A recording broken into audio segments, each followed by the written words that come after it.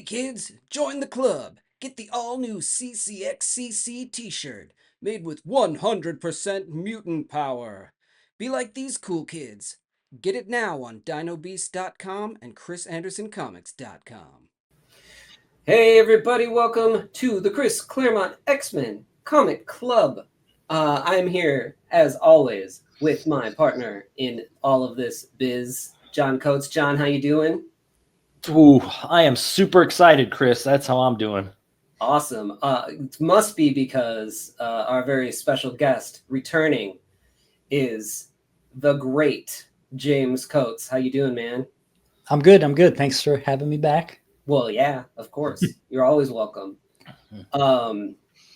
So let's see. Last issue, we had Jamie Jones on, and we wrapped up the arcade in Murder World run.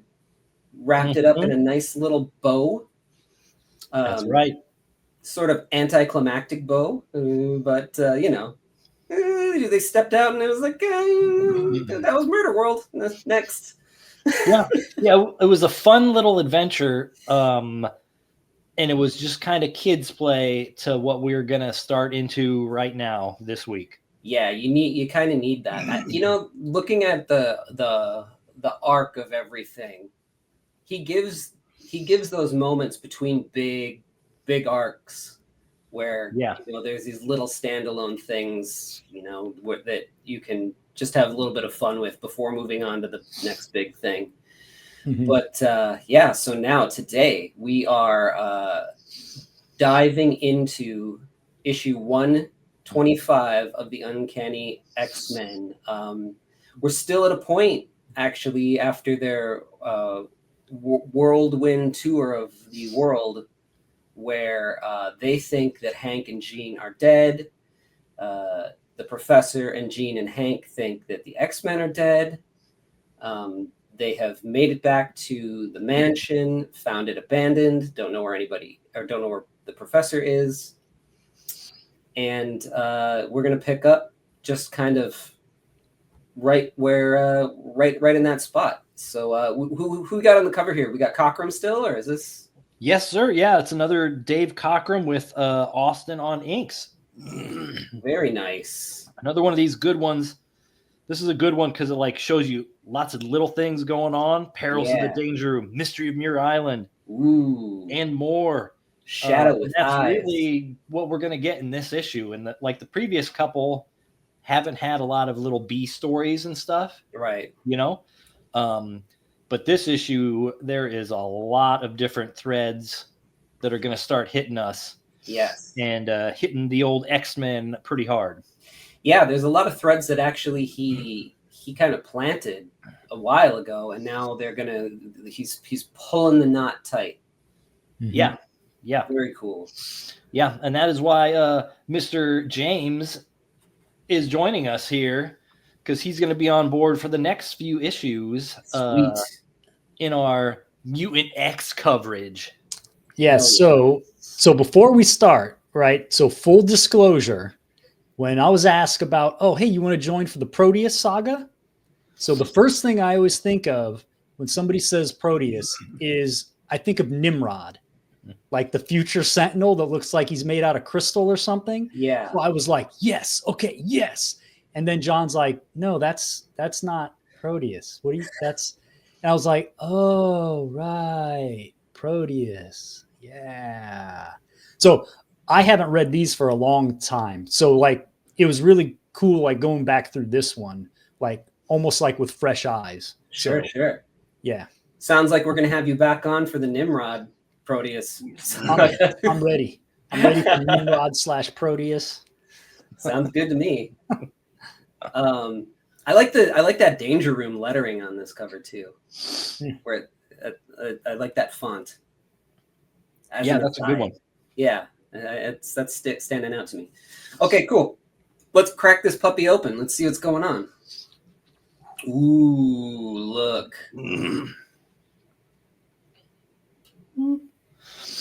So here we go. Claremont author, Byrne penciler, Austin inks, Orzakowski and Glennis Ween doing our lettering and colors again. and then our Roger Stern, Jim Shooter editor team that we've had for a little while. And I want to note, in the last few issues, they've listed Claremont and Byrne in like one box as like co-plotters. Yes. But this issue now, they've broken them back apart as author and penciler. Okay. And we'll have to keep an eye if it ever goes back to a joint co-plot, because it makes me just wonder about did Byrne like have less input at this point in the plots, or did like editorial come down and say, we have to split the credit because we're not going to pay both of you guys as writers. Sure. You know, because like you get listed that way, then you got to get paid that way. And they might have said, put the kibosh on that. So that's a good point. The other thing that could have just happened is that since we are going into a big arc here, that there's the and it's tying up some things. There's the possibility that Claremont was just like, listen, we're tying up things that I planted, and we're going into a big arc. I want control over it, and that's the way it's going to be. You know? Yeah. It could definitely just be that. But it struck me when I reread it again. I was like, oh, because it's been quite a few issues where they've just been listed together as a team, as like more of a team, and now it's split apart. Yeah, I wonder what it is. We'll have to dig into that and try to find out. Really cool fire on the Phoenix there. Yeah. And I think the coloring of that sort of purple, darker purple fading off of the flames is super effective, especially on screen here when I'm seeing it a little smaller on my screen. Man, that looks just perfect. Yeah, that's one of the things I was impressed with in this issue, just like the coloring job. Yeah, like they haven't been bad, but like it stood out as just really good superhero coloring throughout this issue. So yeah, definitely. And give a nod to Orzechowski too. That awful font, that awful logo. I really love that. Yeah. Yeah, real strong. And here we start our story out with Jean Grey. Basically, she's on Muir Island, and this is Moira McTaggart here in the foreground, sort of running tests and trying to figure out what's going on with her Phoenix powers. Yeah, it's a cool way to frame it too, with the mechanical stuff in the foreground there, and then Moira in the middle, and then her in the shadow with the flame around it. That's just a great composition, I think. Yeah, and this great little caption here at the bottom about Jean. For those she loves and who love her, and perhaps for the entire world, nothing will ever be the same again. My God, what is going to happen, everybody? It's happening. And we get a special guest appearance by Velma from Scooby-Doo. Yeah, right? It is Daphne and Velma, isn't it? It totally is, yeah. And so, and the very top in that panel where it's showing Moira, is this where it talks about Charles Xavier being this great genetic scientist who's better than everybody? So like that's something I wanted to pause on. Has Xavier ever done anything in the lab ever in any issue of X-Men for him to be the expert? Like Moira does stuff in the lab. I've never seen him in a lab. Yeah, Apocalypse does. Mr. Sinister does. You don't see Charles Xavier doing anything. So it's always funny that he's always referenced as like the guy. Yeah, maybe he's doing it with his mind. Yeah, he's just stealing everybody else's science.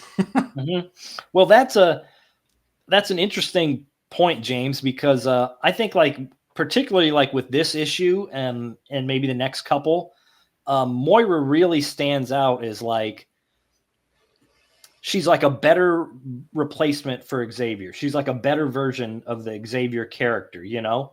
And like he's gone off to space to have his own sort of space story in the background, and now she's filled the void. as the leader and the expert and who's going to help them. And she does seem just more capable or more, I don't know, more gung-ho to get stuff done. She's got this cool lab on an island she owns. Yeah. She just seems like super cool, you know? Yeah. To replace Xavier, who at times maybe could feel, I don't know, just kind of, yeah, I don't know, just fuddy-duddy or something.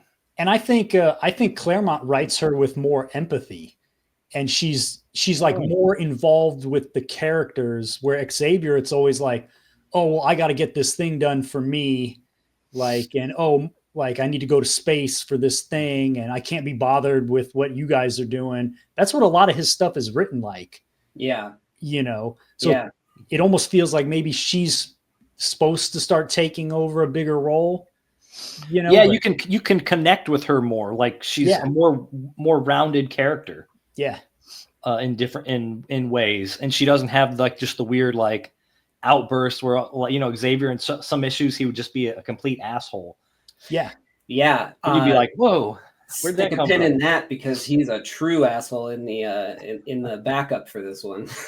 Ooh, yes. It's a weird one. I love it. He's still got some fire. So so we get Moira here, great tech behind her in the lab. Byrne always on his game for the tech. And you get this great like description of her, saying that she's a Highlander, born and bred, and she doesn't scare easily. But today, looking at this woman she's come to love as the daughter she can never dare have, Moira McTaggart is afraid. And that kind of gets us into like two different things that are going to be happening here. One, that she's afraid of Jean and Jean's powers. And she doesn't, you know, and that's like a big deal. Yeah. And then the other thing is they drop this little thing, the daughter she can never dare have. Which yes, that was a yes. And we're going to find out why as we go along. The body language on her in this thing is just fantastic too. The way that he draws it, where she's like slumping back in her chair in that fourth panel, and then just leaning over. You know, if you feel the weight of it on her. Yeah. And I forget that that Jean materializes her costume, which is why she needs to put the robe on. That's two characters, right? Because Storm also manifests her clothes. Yeah, still at this point, like Storm has done that several times. Yeah. Does that mean if they get knocked out? No, we've seen them get knocked out, and they're still clothed. So they don't need concentration to borrow from a D&D term. That's a good point, Chris. I never thought of that. I mean, we should write in. We'll get a no prize for the next issue. Yeah, totally. Marvel no prize. So she's been running all these tests on Jean, and now Jean's finally like, "Can we be done with this?" Yeah. And Moira's like, "Yeah, I've got a ton of data." And now they're gonna brew tea because they're in the UK, so they can't be drinking coffee anymore. And we get this ominous figure in the last panel here, looking at him from the shadows. Light glances off something that had once been a man. Ooh. And now we're going to follow this guy. And it tells us his name was Angus McWhirter. So here's our old crotchety McWhirter again. Yep. And we remember he snuck on the island because he was going to blow it up to get revenge. But then hovercraft rental entrepreneur. Yeah. Cutting edge, Mr. Angus McWhirter. And then something busted out of one of the cells in Moira's sort of detention area and got him. Yeah. And so now we see him, and look, he just looks like a zombie. Yeah. It's a great hand. And his caption, "I hunger, but must wait. Moira must not know." So whatever's going on here, this guy knows Moira and is trying to stay away from her. And then we get back to our ladies, and they're just like, you know, hanging out, and Moira's talking to Jean about her powers and how they've made this huge leap.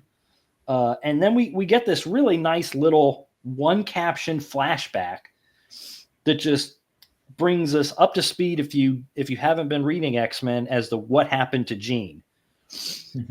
With the whole all the way back to issue 100, 101, where she becomes Phoenix, and here's the shuttle flying. And it actually gives this really nice, concise description of what happened in a way that it hasn't necessarily been said before. Her body was consumed by the intense radiation, but her mind refused to die. Driven by her love for Scott Summers, she achieved her full potential as a Psi, becoming briefly an entity of pure thought before finally reforming as Phoenix. So, like, her willpower just kept her mind alive as her whole body was destroyed. So this is a whole new body for her, even. Like, Jean Grey, as we knew her, is dead. Yeah. And reformed. Interesting. Out of, I don't know, space dust or whatever. So she's Swamp Thing, but cosmic. Yeah. Man, I love a good montage panel. Yeah, it's good. And I like the eyes over the shuttle, you know? Some of that stuff Cochran was doing to show the Phoenix stuff early on. Oh, yeah, I missed the second eye there. It's interesting. They got it at a angle. Yeah. Accomplishing a lot in one image. Yep. Yeah.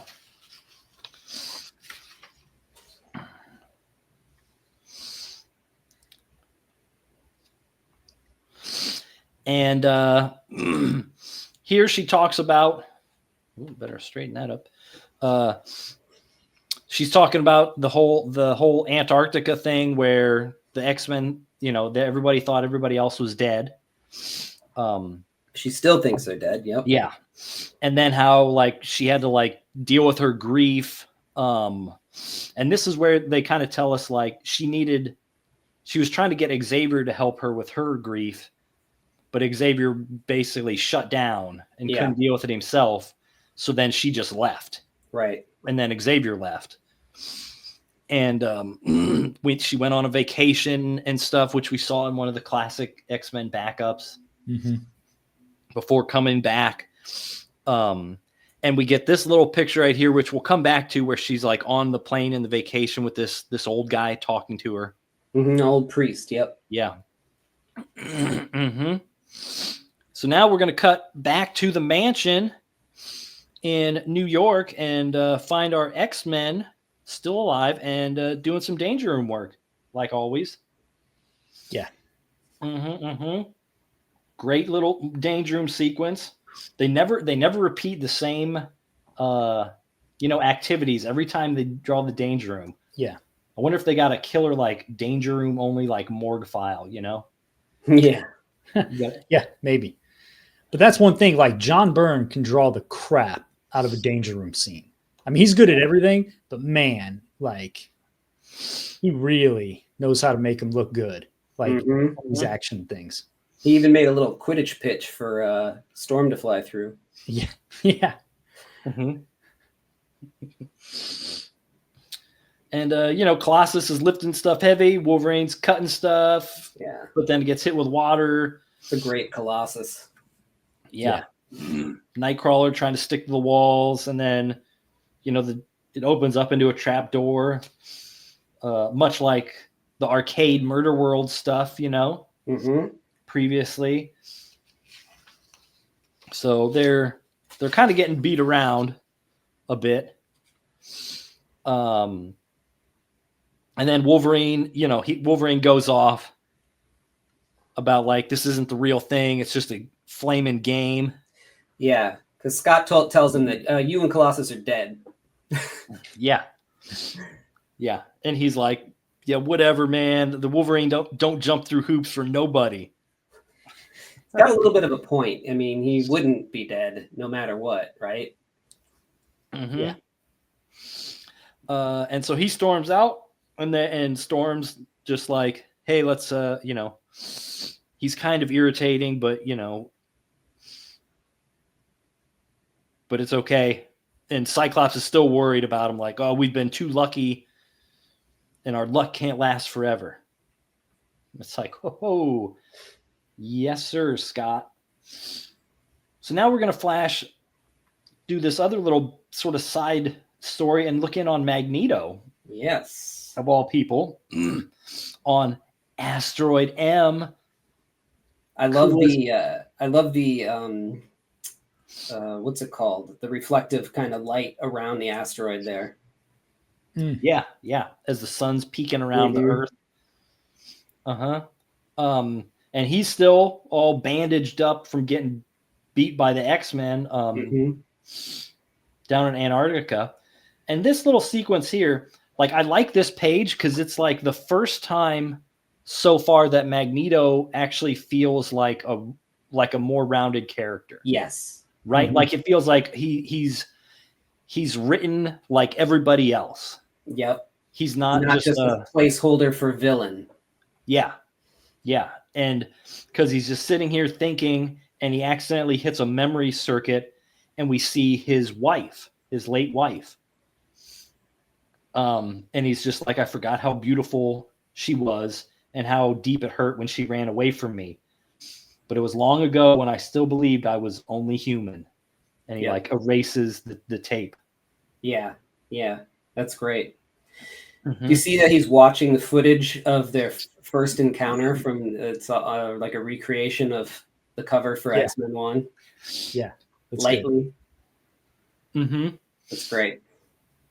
Yeah. Oh, no. Where's Iceman in the boots? Yeah. Iceman gets no love. So the one interesting thing about this, we'll call it the Mutant X saga, is it's also the slow building of what's going to become the Dark Phoenix story. And so here we're going to jump over to sort of that part of the story, and we go back to this little inn in Scotland where we've got this guy, Mr. Jason Wingard, who we were introduced to a couple issues ago, just briefly. And he's sitting here by the fire thinking about Jean Grey, as you do. Many people do in this book. And so we find out that this guy, he can either take the form of other people or look like other people to disguise himself. So that's what we know about Jason Wingard so far. And so here he's telling us that he was that old guy priest on the airplane with Jean. And then he was also this young guy that she met on the beach when she was on vacation. Right. We saw that in the backup.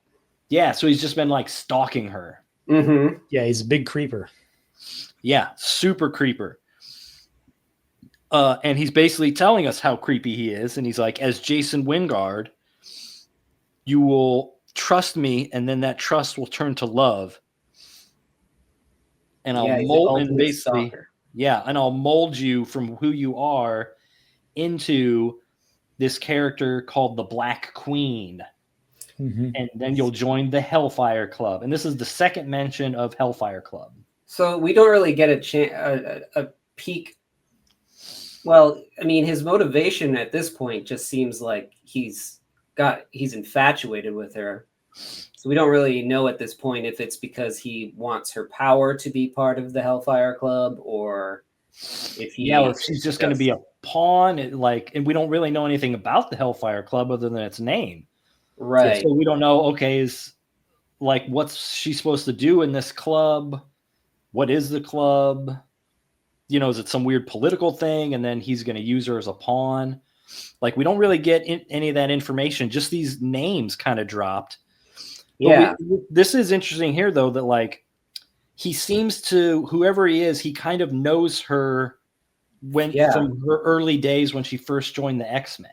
Yeah. He's been watching her for a while. Yeah. Yeah. Yeah. So it's kind of a hint that he's a hint of what his true identity is. Well, he's yeah. Because we Like saw one shadow on a brick wall when Yeah. he was introduced, but it was really vague the way they drew it. Yeah. So I guess, you don't want to spoil this 30-year-old comic or whatever of who he really is. That's right. But he's, the way I read these and the ones before it, like, he's actually the most powerful, mutant mind on Earth. It's not Xavier and it's not Jean Grey, because without barely trying, he can manipulate all these guys. So he's above all of them as far as the way the stories play out. Yeah, he really is. Right, because Jean's sort of like, at this point, we get the idea that she's, even though she doesn't know all of her powers or what she's capable of or any of that stuff, we can tell that she's, like they even said, amplified, however many fold, and she can hear the thoughts and tell what's going on from miles away or whatever, yet she doesn't recognize that this guy isn't who he she can't sense anything from him. Xavier can't. Anytime this character is around, Xavier can't even tell something bad is going on or anything. And for those who don't know his true identity, we're not going to spoil it yet, but like if you're reading this, you might as they were coming out, you might think maybe it's that Amal Farouk guy that he right. I don't know who he is. Right. Well, we saw that Xavier flashback where it's like, oh, that was a mental guy. Like, maybe it's Onslaught. We don't know. You just don't know. Onslaught, yeah. Won't show up for another 25 years or whatever. Yeah. It's Strife.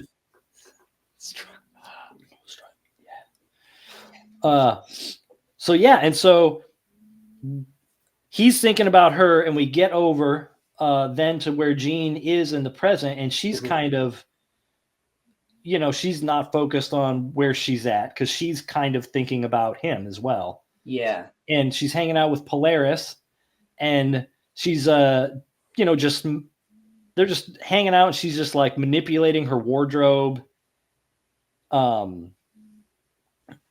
with the molecules, using her powers and stuff like that. Just kind of playing around. Yeah. And so here we get this really great panel at the bottom, like she wants to lighten the mood, so she does this like twirl, and every time she twirls, she's got like new clothing on.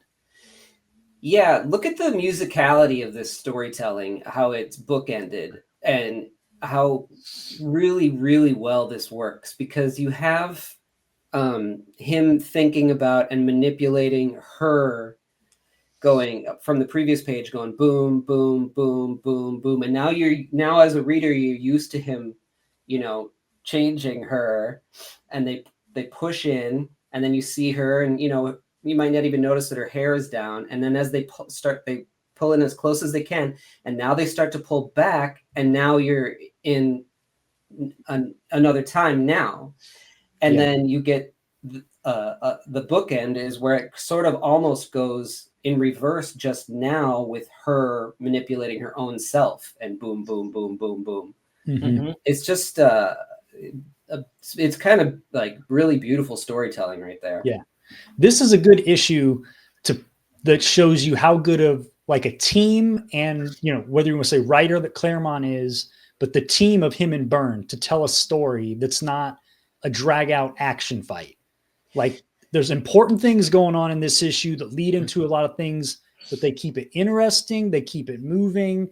There's some great drawing, all the things you want in, your 24 pages that a lot of people can't pull off. Yeah. There've been like a couple issues that have been like that. And this is a really great example. Mm-hmm. They're pulling out all the stops for the storytelling techniques too, you know? Yeah. I mean, it feels like they've like leveled up again.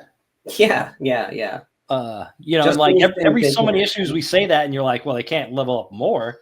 And then you know, a few issues later, then it seems like they've leveled up even more.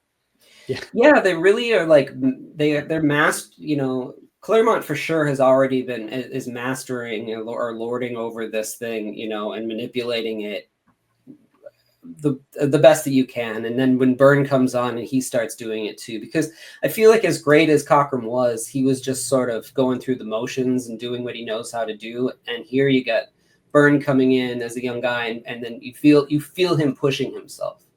Yeah. Mm-hmm. So now we're going to go back to Moira, and she's sort of like, it looks like she's like pulling an all-nighter in the lab, you know, crunching data, trying to figure stuff out. And look at that walk. Yeah, that's great.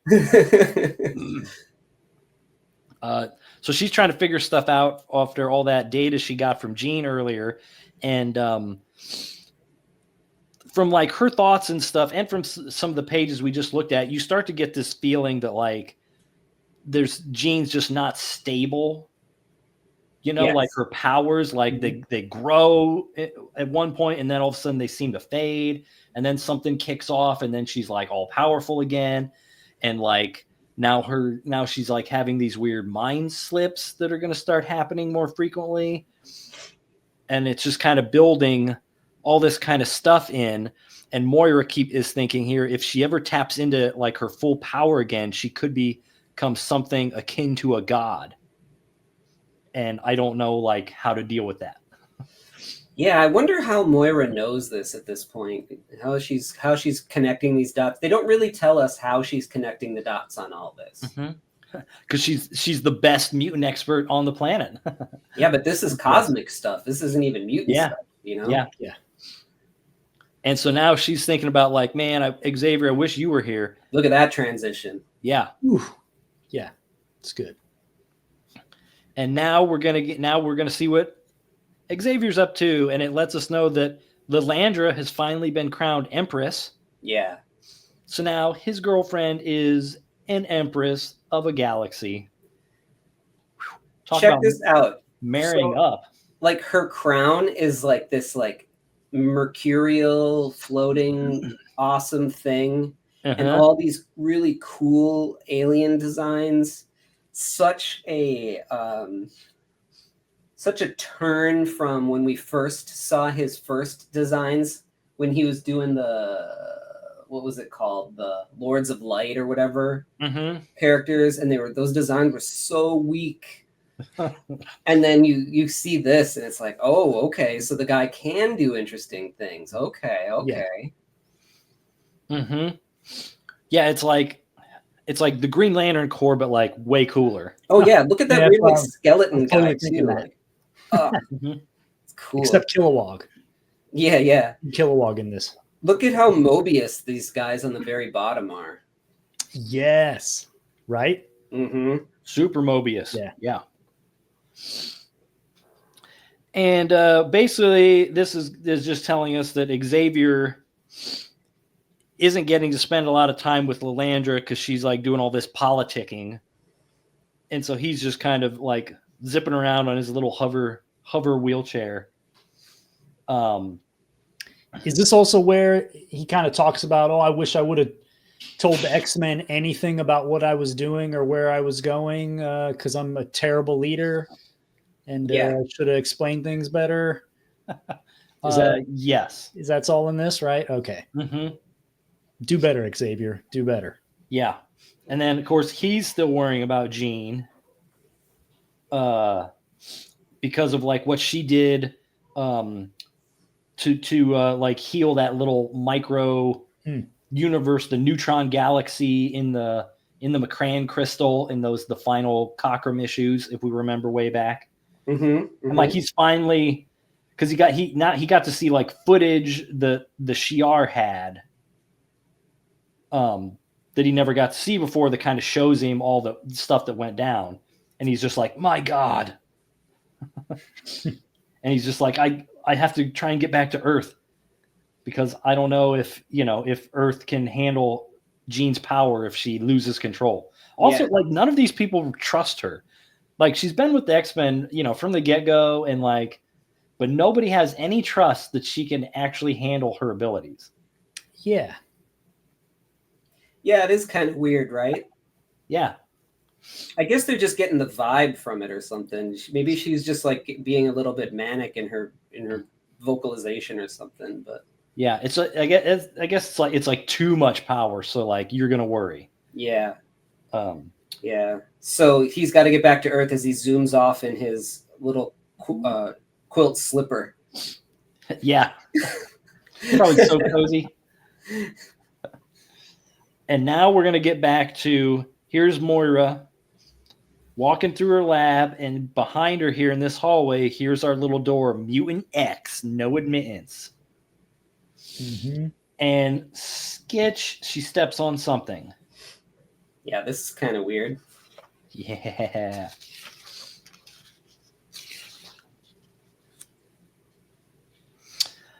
Let me straighten that up. And she's like, "Oh, it's a gold tooth."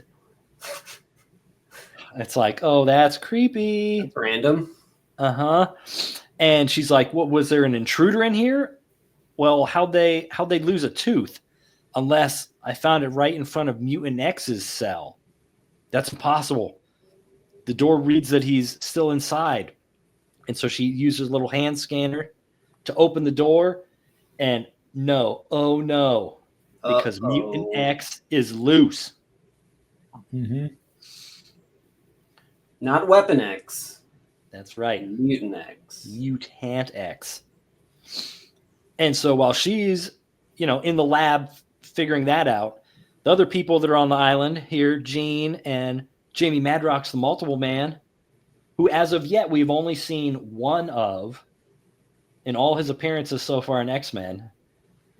Multiple Man, but we haven't seen the multiples yet. Yeah, have we seen him show up like anywhere else? And was he in any other book previous to this? Yeah, his first appearance was like an issue of Fantastic Four. Might have been like one of the annuals. Mm-hmm. And then he's just been in X-Men here. Yeah, just chilling out on the island doing. Yeah, just helping Moira with her lab. And here's Havoc. And Moira, they're out on this island. They got big jackets on. You can see their breath because it's cold. But Jean is just got like this summer top on because she doesn't feel the weather anymore. Yeah, she's showing off. Yeah. Mm-hmm. Which they say is unlike her. And then she's reading their memory, and she calls them their so-called friends. Yeah, that's interesting. It's like, ooh, it's getting spicy. Yeah. You can now see when they talk about like how she can't handle it and blah blah blah. You're starting to see that she's behaving differently than she has, before. Yeah. So. Yeah. And she's kind of getting ticked off by everybody. Like she can read their thoughts instantly, and just kind of like, everybody quit worrying about me. I'm fine. Yeah. So she comes in the lab to look for Moira, but hears Moira's thought patterns are chaotic and terrified. So something's wrong. And so she switches to her Phoenix costume and she's off, flying around the corner to try and find her. And as she bends around the corner, bam, now she's in a dress in the 18th century. Yeah. There's that wallpaper pattern again. I still want to know how he managed to do that. It must be a rub off or something. Mm-hmm. Because it's the exact same pattern we've seen before. Mm-hmm. Yeah, it is. It's sort of flashback. Yeah, it's got to be a screen tone or something. Mm-hmm. And she's just like, this can't be happening. What's going on here? And then she's snapped back out of it, back to the present as she gets tackled here by, looks like, our Angus McWhirter. Yeah, so we got a couple things going on there. Uh-huh. So we get our Mutant X story. We get this worry about Jean, which is leading to our Phoenix. We get this weird time jump into the 18th century. Yeah. Mm-hmm. Going on here in her mind. So you're like, is she losing it? What's going on? And great expression here She's Yeah. so surprised by seeing this figure. And then I love the little scream on the top of this last panel here. Eee! Yeah, that's really good. And their reaction. Yeah. And they're like, come on.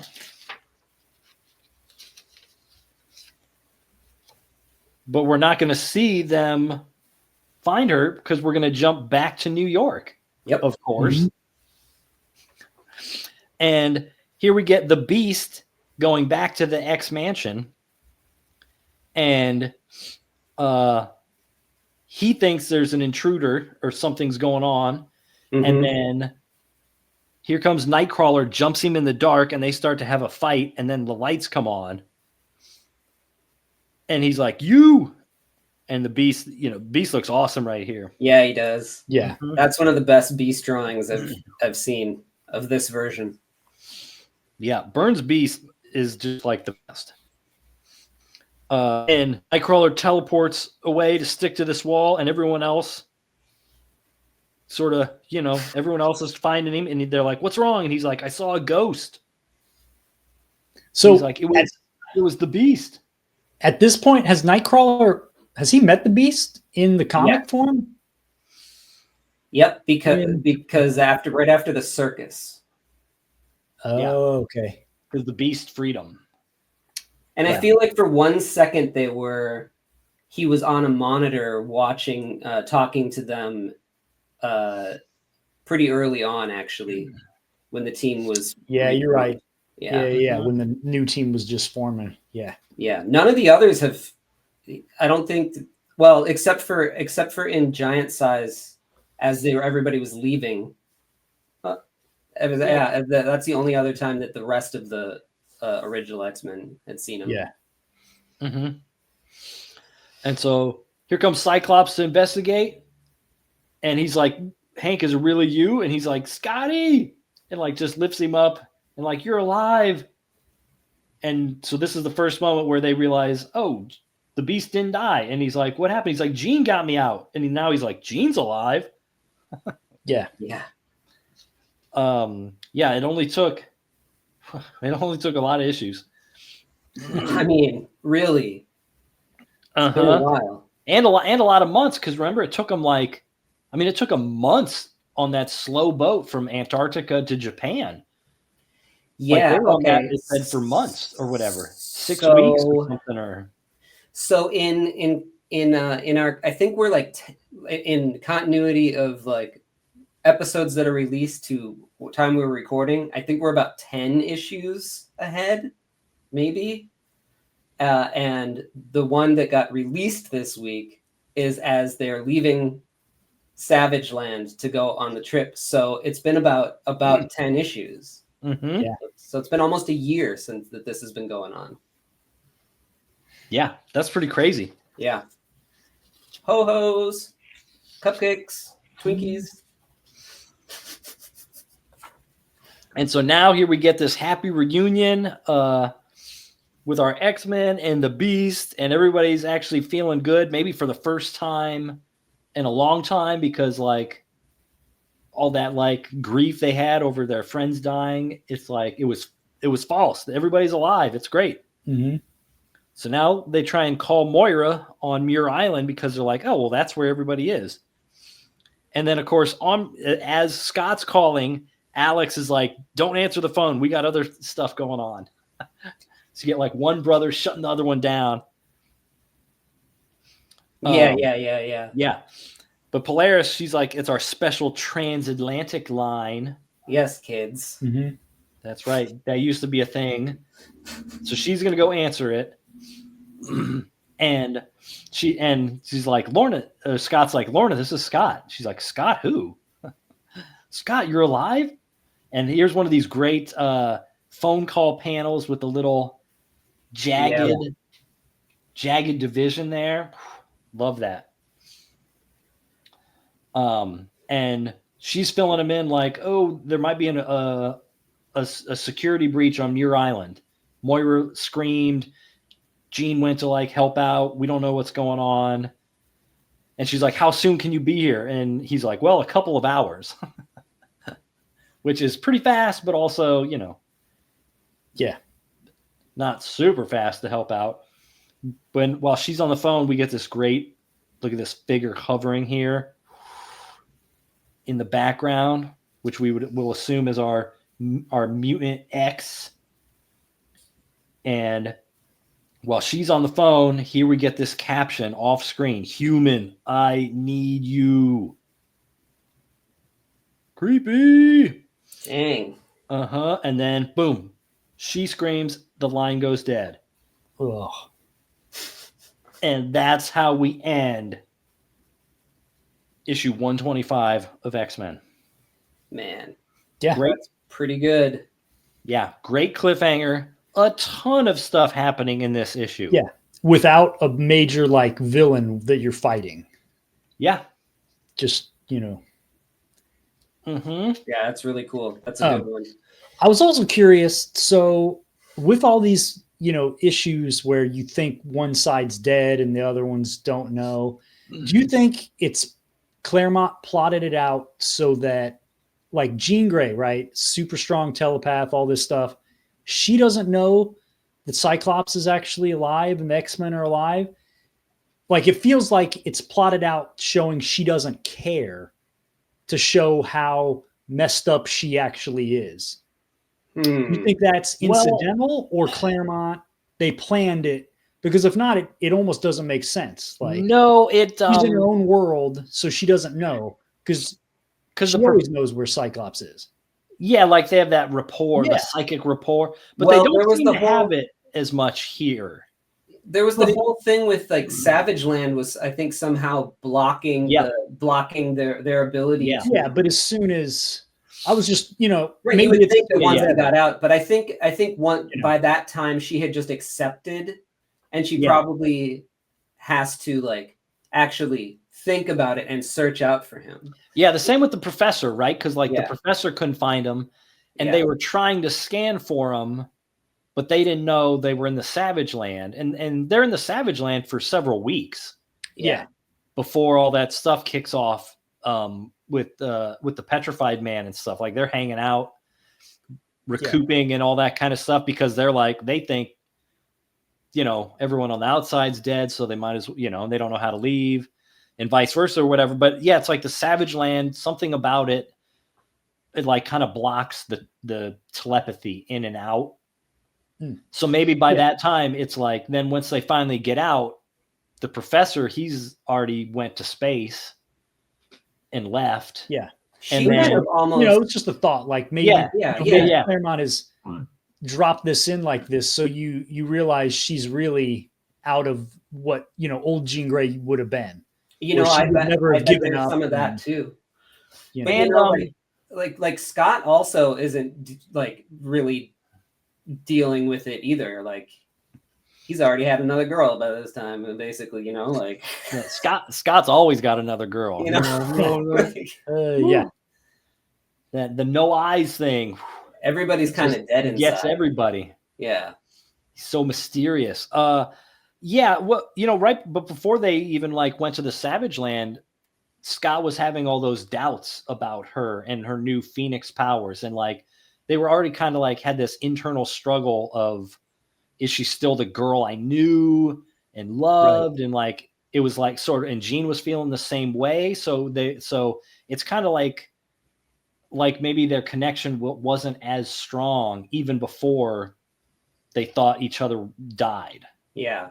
So that could also, play into like, once they got back out, she couldn't feel him, and she didn't take the time to like, hook up to Cerebro to like do a search for something she already knew that he was dead. So, do we have we ever seen any examples of just what the script looks like for these? No. I wonder if we should probably dig that up and see if there's something out there. I'm curious because of the way that the artists handle the pacing.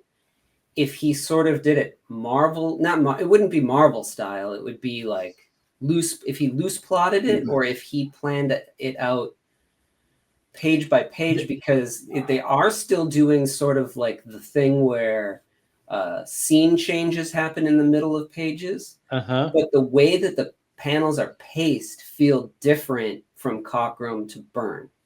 Yeah, the pacing nothing feels like suddenly rushed. Everything feels like it's got the right amount of time and space to complete every little piece of the story. Yeah. And I mean, that leads me to think it's like, this is one of those issues that's definitely not Marvel method at all. He's got to have this planned out. There's like too much going on. I can't imagine that. Yeah, any of this Claremont stuff is completely Marvel method. He might be like, this is what needs. No, I don't even know if he's like, this is what needs to happen on the page. He probably has the dialogue and says what needs to happen, and then it's up to the artist to pace it. Which is, I don't like. For me personally, that's my favorite way to get a script. You know, don't tell me how many panels. Tell me what happens and what the dialogue is, and then I will pace it out. And I think that is probably one of the best ways to work. And it seems like they may have figured that out early on, you know? Yeah. I would imagine he's getting like the very specific, like at some point, like I need her to get to this phone that's ringing, you know, the characters in the mansion, like some key things like that. And maybe the dialogue. And then it's like, okay, pace it out how you can break it down and make it interesting. Yeah. Let's see if we can find some examples of scripts. Yeah, that'd be really interesting for next week. Yeah. So 125 here. It's great issue if you want some good just storytelling to read, and like James has said, all this stuff that's happening and it moves and it's exciting, and there's all these little cliffhangers that all throughout the issue, but it's not like a big punch fest. And it's great. And it's really, this is our setup of two huge X-Men stories here, is our Mutant X and then our Dark Phoenix. Yeah. Amazing. Yeah. And then you got the Phoenix right on the cover of the thing. Yeah.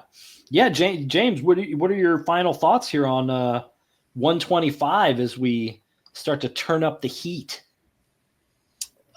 It's no Nimrod, but you know, it's like I said, it's just a really good issue that it really because this is, you know, the Claremont channel, you know, he's really on another level right here. Like the way he can, you know, whether it's him and Byrne together or just him, you know, tell a story like this and make it interesting. And I don't know, like I'd have to look and see what else is coming out at the same time as this. But like, I can't imagine other books on the stands being as well plotted and written with this many characters going on the way these guys are cooking on X-Men right now. Yeah. This is September of 79. Yeah. Okay. Yeah. So like, you know, I don't know. And is this the best Byrne has ever looked?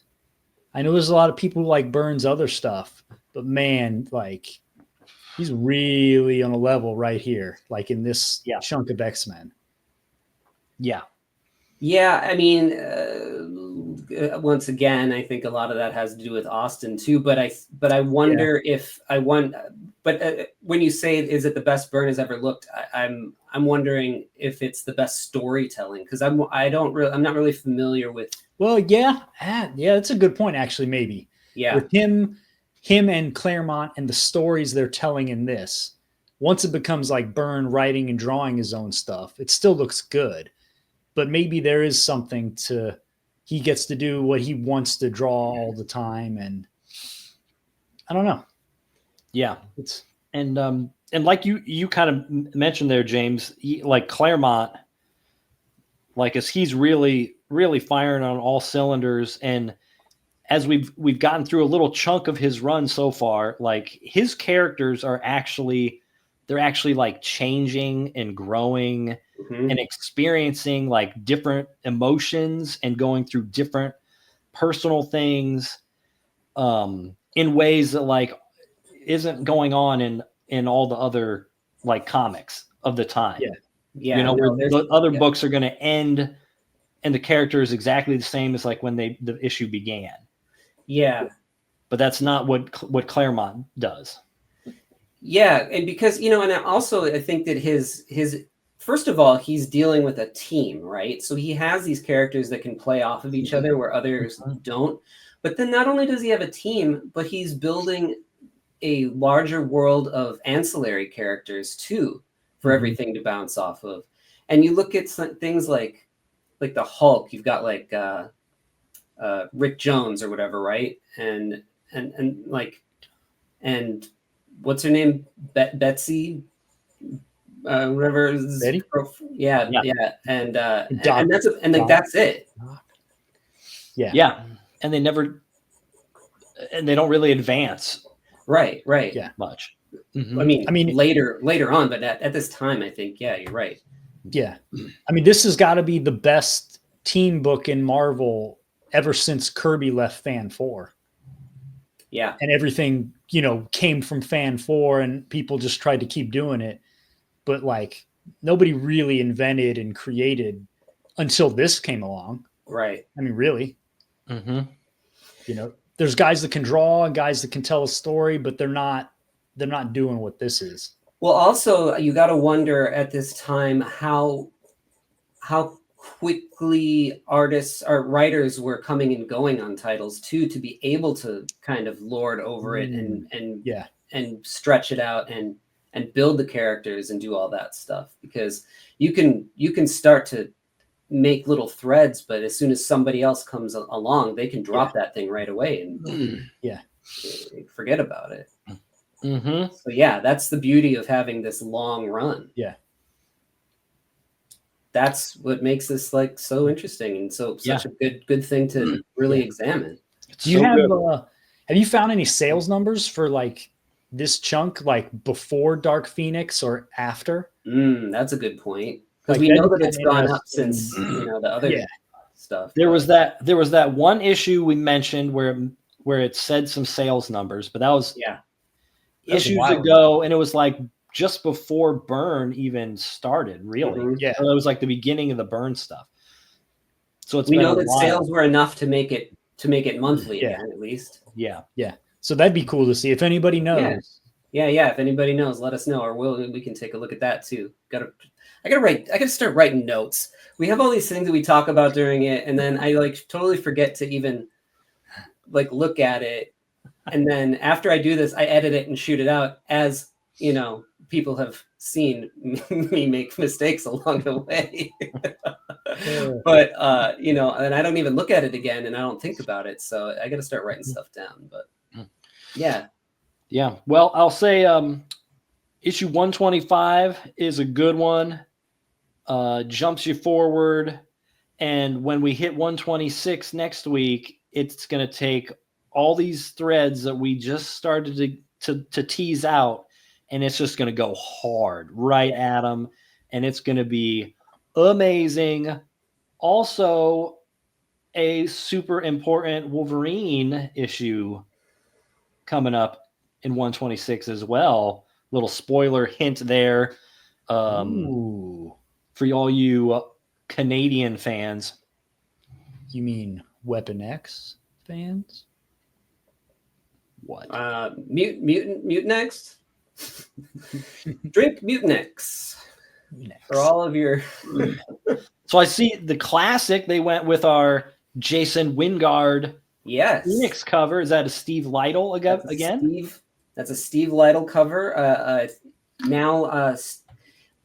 wasn't... I think last issue, when Steve Lytle started doing these, I wasn't loving them, especially because how are you supposed to follow up Art Adams, right? Yeah. But and I think there was some Kieran Dwyer covers too. But he's starting to really, really form here as like a great cover artist for these. And here is the frontispiece. That's funny.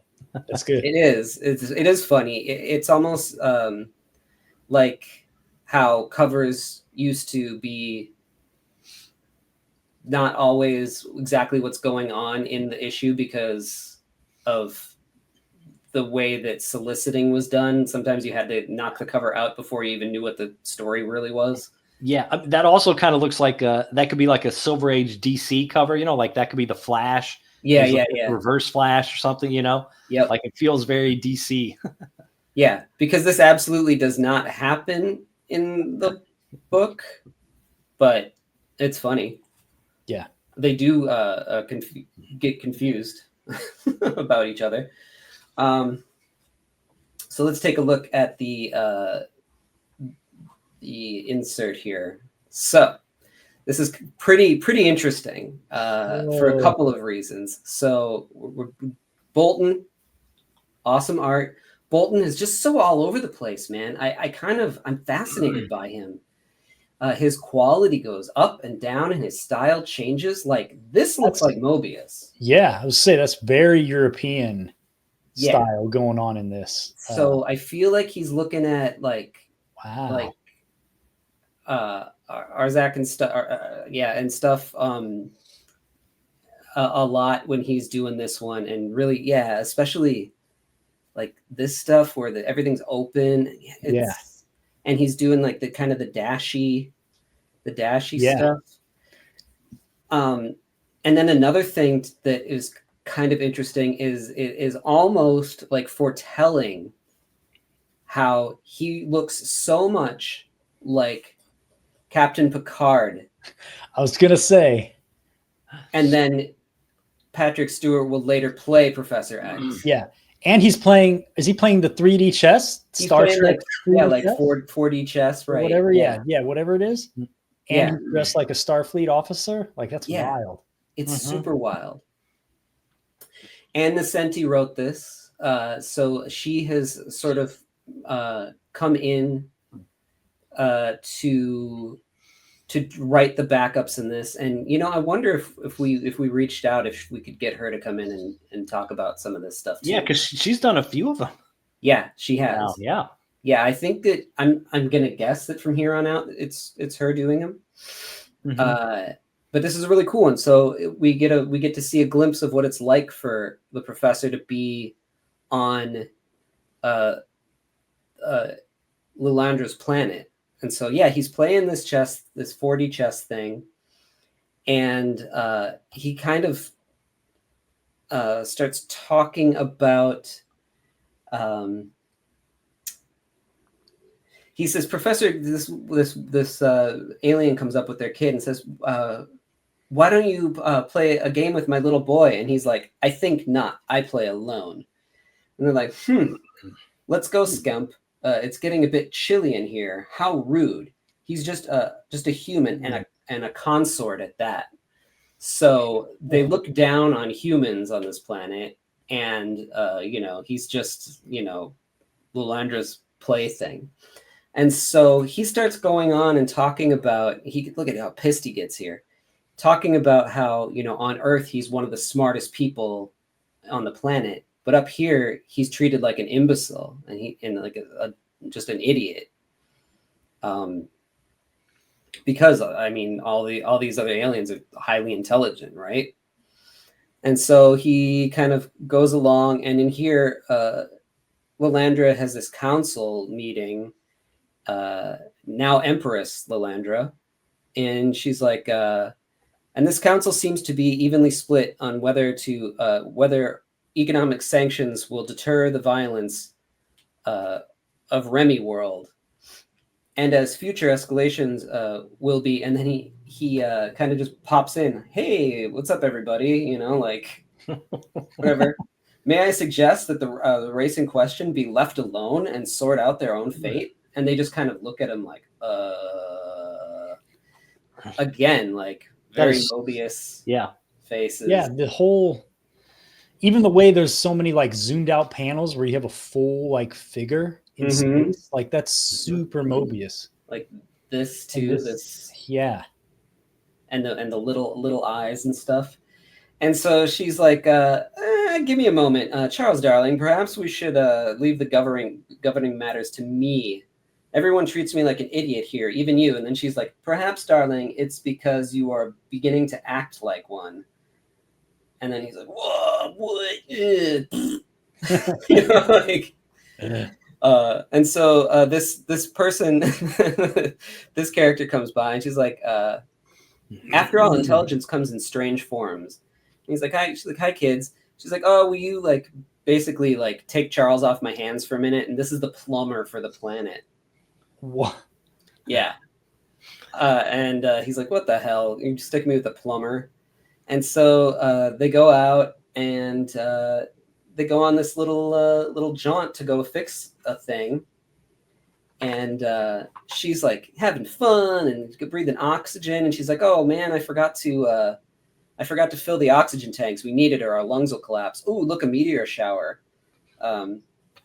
They make me faint. She just like loves these meteor showers. And he's like, wait, shouldn't we get back and like get some oxygen? She's like, no, let's go check it out. And he's like, what? Like, we'll die. And she's like, the showers are amazing. And they make you feel tingly and a rush and shudder. So they basically give you an orgasm, I guess. And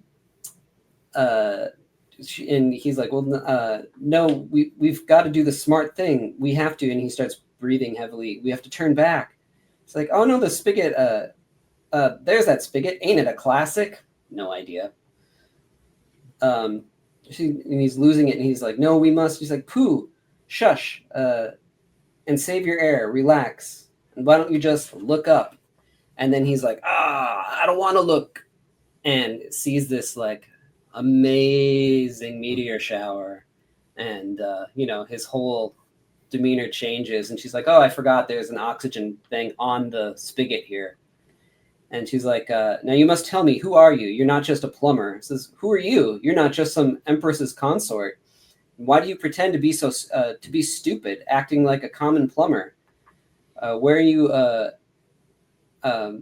when you're actually very wise. And she's like, oh, I am a plumber and I'm proud of it. And I'm essential. And I fix the planet's inner workings and I fix the guts of all the things and make it flow right. Why is that so stupid? What is stupidity? Is stupidity wanting to see a star shower? Is intelligence knowing when you're running out of air? And I mean, yeah, it is actually, but so like he has a change of heart and determines that she's intelligent for some reason because of that. Like, I guess because he sees her point of view. I don't know. She doesn't act like very intelligent. Not really selling it, I guess. But so he gets back and he has a total change of heart. And then he asks the kid to play chess, and she's like, hey, may I interrupt for a kiss? And darling, that girl, who is that girl? Why, she's the plumber. She fixes things. And then you just get this like shot of her. The end. It feels very, very much like a political ad, a little bit. And Charles is just a dick to this kid, and just a big baby. But also, I want to know more about this character. Yeah, I don't know if we get to see her again, but that'd be a fun story. This alien fixer. I don't think we do, but that's a great little introduction, and you do want to know, like, you want this character to show up again in like some other stories and see what happens. Yeah, if we get her on, we're gonna have to ask her about this character. What year was this backup drawn in? This is 1989. Ooh, okay. So let's see, is that the end of it? Yeah. Yep. Oh, I should go at some point. I've never actually read the mail in any of these. And I don't know if there was any mail, actually. Now that I think about it, I think this might be the first time that there's mail, and I didn't read it. So I'm going to have to check out what that's about. Look at this, Xmen and the Asgardian Wars. Ooh, good stuff. Mm-hmm. Yeah, and then you get the cover, and then you get this little back thing, which is pretty great. That is a very European feeling story. Like, it feels like a lot of like the little like Valerian stories, and stuff like that. Mm-hmm. Mm-hmm. The little worker fighting the power. I also, do you know, John, how much did Claremont or anybody like have a say in these backups, or was it like editorial, like, hey, we like do something about what's going on in space to go along with this issue, go along with whatever. I think he had a lot to say, actually. Yeah, I think they had discretion to just do whatever, because we have had issues where the backup really doesn't connect at all to what's going on. Or like, there's that one where it's not Nightcrawler, but it's a Storm, and she's in that weird world that's like the never-ending story, and that weird space thing, and like that was in the second one too. Complete little side like portal, like something, nothing to do with like the regular story. That was the most wild one. That one's detached from anything, and it makes you wonder if they were gonna like pull it into like the continuity in the 80s or something. Yeah, you get the sense that there's some of the characters in some of those little weird side stories that it's an opportunity to introduce some new little things that then you could bring into the regular book in the years after that. Yeah. In the 80s. Yeah. Yeah. There is that Claremont documentary on Prime where there's like just a room with Nascenti and Louise Simonson, and he just kind of all hanging out, and it really seemed, and they're kind of reminiscing about his time on X-Men, and it does seem like they are a cohesive unit. Like he was the one that was orchestrating it, and they were there to help his vision come through. Yeah, because these backups don't feel like something Marvel had in a drawer, and they're like, oh, we got to pad out this thing. Here's this story these dudes did like 5 years ago, and it's just been sitting here. Like, originally it feels like they were those, and the backups and the inserted things were to sort of shift some continuity things, that maybe some plot holes and stuff that he had. Yeah, like retcon some stuff to match the late 80s ideas. Yeah. But at this point we've lost we have no more inserted pages, and it's just the backups, and at this point the backups are just kind of seem like they're fun. Or connect things that happen around the time that these are being published. It's interesting. Yeah, that we have a lot of questions about the classics. But we're getting an idea for it. All right. Well, that is issue 125 of Uncanny X-Men. Yeah, that's a good one. This is a good start. So next week, 126, I believe. We're not bouncing for a little bit to another title, right? Yes, I think we are not. Okay. All right. So yeah. We will double check that though. Yeah, we should. Hopefully, we haven't missed something already. We haven't looked at the list in a while. So find 126 wherever you get your X-Men. So James, thanks again for joining us. We'll see you next week too. And anything else to say, John? Just be excellent, everybody. Be excellent, everybody. Later.